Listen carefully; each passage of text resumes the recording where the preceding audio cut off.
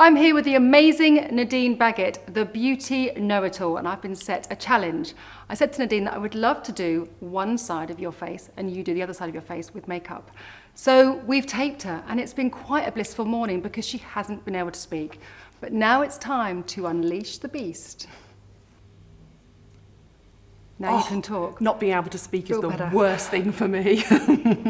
The beauty know-it-all knows exactly how to prep her skin, so I don't need to go into any kind of skincare at all. But I will just use a tiny little bit of a Decleor facial oil, which is something that I do pretty much before every makeup I do, just around the orbital area of the face. This is at the top of your cheekbone, just around this area. So when you put the base on, it really sits beautifully and hydrated. Not too far in, because that's why we're doing a little bit of concealing, but just on this outer area here. And I push it in with my finger. So I'm going to use Max Factor's Miracle Match. Now this foundation comes in 12 shades, and I'm going to be using Soft Honey on Nadine's skin. Now she's got a really warm yellow undertones to her skin. I'm looking at her chest, and I'm going to take this colour up into her face. She's got really even skin tone, but I'm going to be using a little bit of Soft Honey and Warm Almond, just so you don't get a flat finish. So I've got the two shades on my hands, and I always start with the darker shade around the perimeter of the face. Applying it along the jawline here makes me really certain that I've got the right shade, because it all blends in. Her head connects to her neck, connects to her body, so the effect is really natural. So from the perimeter outwards, I just blend in using this foundation brush. I look good, feel better. And it's a really lovely brush because it's quite dense and you can really push the product into the pores of the skin. When I interview makeup artists, this is how they do contouring most often. They don't actually use really, really dark powders. They use two shades of foundation. Yeah, exactly. And It's such a professional tip, it's brilliant. And also, the thing is, we've got naturally, in our face, we've got so many different colours. We've got a little bit of red, we've got a little bit of grey in the shadows, we've got a little bit of pink. Our tone isn't even. So by just adding one flat colour of foundation, you instantly make your face look like it's got lots of makeup on. So adding a couple of shades, light and dark, gives it a much softer finish. So by using the lighter colour just around this triangle underneath the eye, you add a real lovely natural dimension to your skin. You don't leave the skin looking flat. Adding the two colours together makes it look a little bit more real. Now with Nadine's skin, I'm really dancing the brush over her skin. I'm not going to overload her skin with makeup, because that will just make the skin look, one, made up, and two, it will slightly age the skin if you put too much product on it. I always say to you when I meet you, I love the way you do your skin. And I just think it looks really flattering. It looks like your skin, but perfect, but it doesn't look like heavy makeup. Great. That's what I think what most women want. Absolutely. So to concealer, use an anti-aging concealer under the eyes, and I love this by Terry Densiliss one. One, because it sits beautifully under the eyes, it's hydrating, and it doesn't move, it stays put all day. I'm using that in number 2. Now this is actually a much lighter colour to Nadine's skin tone, and that's really important, emphasising the point of just lightening the T-zone area of your face to give it dimension. Don't use the same concealer under your eyes as you do on the side of your cheeks. And secondly, just for a very small part of Nadine's face, because she does have incredible skin, I'm going to be using Hourglass's Vanish Stick. Now, it's not necessarily a concealer, but it layers up beautifully, and I love this product. Now, I'm taking it out of the tube. You would just direct it straight onto your eyes, but just because I use it on lots of different people, I like to apply it with a brush. Now, the key with this product, and anything that's slightly light reflecting or anti-aging, look at the motion of my brush. I'm pushing, I'm pushing, I'm pushing. And I want the light reflecting ability of this concealer to sit on the skin. If I sweep, sweep, sweep with my brush, I'm just going to move it. I'm just going to move it to the outer area of the eye. And I want it to stay just in this area. So it's really important that if you apply it with a sponge, apply it to the area, let it set for a second, and then push it in with the pad of your finger or the flat of your brush and leave it. Simple as that. If you do this kind of motion, you'll just move it and it won't be able to bounce the light back. So then I'm going to take the Hourglass shade, and I'm using Warm Ivory. It's a slightly different brush because I don't want anything to have any light reflecting particles in it. And this is slightly heavy, and it's just literally around Nadine's nose. Any areas of redness, yeah. Any and if I areas had a of redness. spot, you'd use that on a spot, would Correct. you? Yeah. And a nice small brush just on that area. Now when you've put it on the area and you're happy with that, and just a little bit over the lips, and just blend in with your finger. And it sits beautifully. Now I haven't powdered at all, this is all cream products. And just to finish off, I'm going to take a little bit of the remaining concealer over Nadine's eyelid. I don't like to layer too many products over the lid. If you've got really greasy eyelids or you find that your eyeshadow creases, you can use an eye base. Urban Decay is a great one. So before I do any powder, I'm going to use my favourite cream blush. This is Max Factor's Soft Copper, and I basically use it on everyone. It's a lovely, warm product that really neutralises any redness in the skin, acts as a real soft, gentle face shaper. I'm going to apply it with a Real Technique setting brush, which I've got hundreds of these, and I just want a small placement of colour. Now, where I see Nadine's cheekbones are just here. I'm just going to get a little bit of warmth. Where you see I've applied that concealer around the orbital area of her eye, you want to make sure that you don't push your blusher into that area of the eye, because you'll just ruin that lovely highlight you've created. Now, you use a particularly small blusher brush exactly for that reason, don't you? Because you want to keep the application really precise. It's about bespoke application with your concealing, with your highlighting, with the colour. A normal powder brush or bronzer brush is far too big because you just put the product all over the face. That's what I normally do.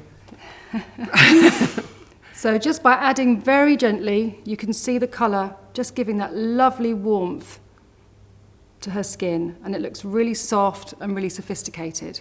And that's just it, just this area here. Do not bring your blusher right underneath your face unless you're going for a very natural glow, but we're going for something really soft and classy. Now she's looking obviously really hydrated and glossy. Now we need to knock back some of that shine. I'm going to be using a powder called Jalique. It's called Rose Silk and it smells divine.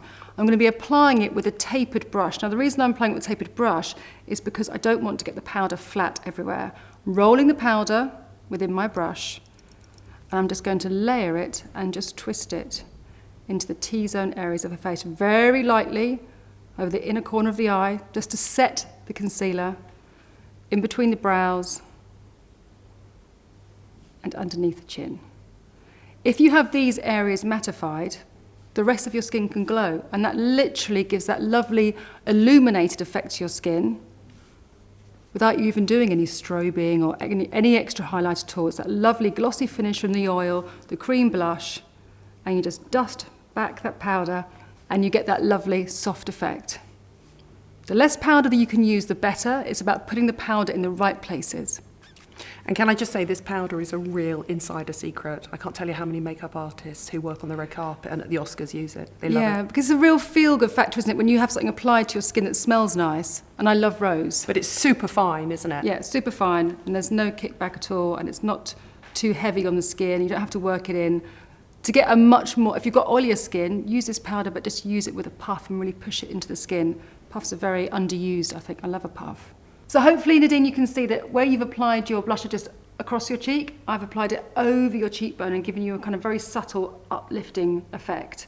And the gloss is really, really fresh on your cheekbone, and it's only an oil.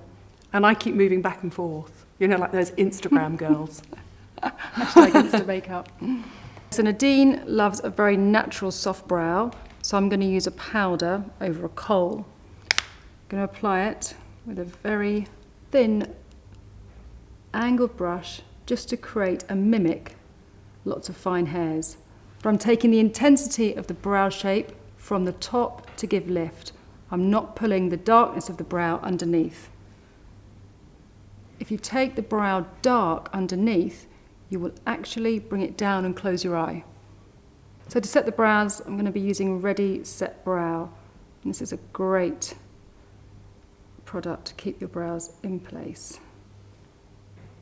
You can see the effect of just putting the darker shade of the brow colour on top of her brow rather than all over her brow, the lifting effect it creates. You do your makeup really beautifully, you always have done. But as a makeup artist... There's a but coming. You look at people's different faces and think, oh, if you just did that. And it's always the little tiny, tiny things. It's not maybe a different product or, you know, wear a red lip. It's just those tiny little adjustments that can make a big deal to your face. And what I want to do with your eyes is bring them out more. And by using a liner all the way over your eyelid, which is great, I love a liner, but I want to soften the thickness of the line on the inside here. So the first third of your eye is going to be super, super thin.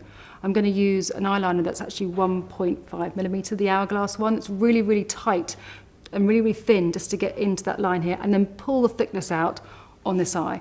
And the final effect should mean that your eyes look much more wide apart. So I'm just going to be using the Topshop stick in matte to create a really nice soft definition to your eye shape and bring it up into the socket with a clean brush. Okay, so I'm going to go in with the Hourglass 1.5, and if you just look to your right for me, Nadine, I'm just going to pull up. Now, going to your right really helps me get right in close to the lash line because you're stretching your skin for me so you don't get that bumpy line. I'm just going to use this line really super tight, which makes it very easy. Doesn't matter if it goes a little bit wobbly because we're going to blend it just across your lash line, and you can push it in between lashes. Close for me and look to your right for me. Great. Pull the eye and just very gently with a very tiny Muji bud, I'm just going to push that colour in there. Open for me. Great. So now I've got the definition on the inner corner of her eye there, and that's all we need there.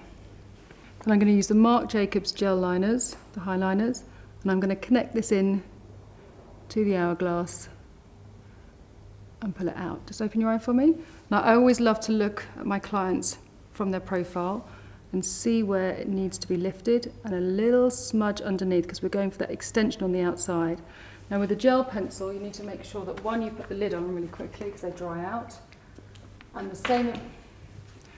same applies to when you apply it. You need to blend it really quick before it stays put, which is great. Look up for me. So really pulling out here, a little V shape on the outside, cleaning up under the socket there. And it's lovely how all the textures of the cream shadow that I put over her lid first, and then the liners start smouldering into each other, so you get much more of a wash than you do a hard line. Once you've got that wash, then you can go in for the intensity. So the secret of beautifying an eye is to make sure that the intensity of the colour, the darkness and richness of the colour comes from the root out.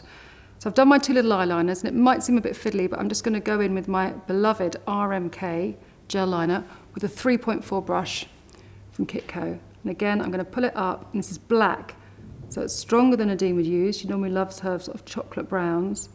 But I'm just pushing that right into the bed of the lash so we get a nice thick root. And open for me, Nadine. And again, just on the outside from the profile. And you're only doing that on the outer third outer half of the eye? Yeah. So as not to make me exactly. do that. So we've got that real intensity of the inky black on the outside smouldering into a chocolate brown, going into something much more fine and delicate. And just taking that underneath. And the gels are great because they dry very quickly and stay and put, as opposed to a very soft kohl, which is great for a waterline. Well, I think it's really interesting that people talk about their skin getting drier as they get older, but my skin hasn't at all. My skin's quite well behaved. So you do have to knock the shine back, don't you, on my centre panel? Yes, but also you are quite rare in that because as you get older, the cell renewal slows down. That's why most people's skin who aren't using the products and active ingredients that you are have dry skin because they're not really exercising their skin like that.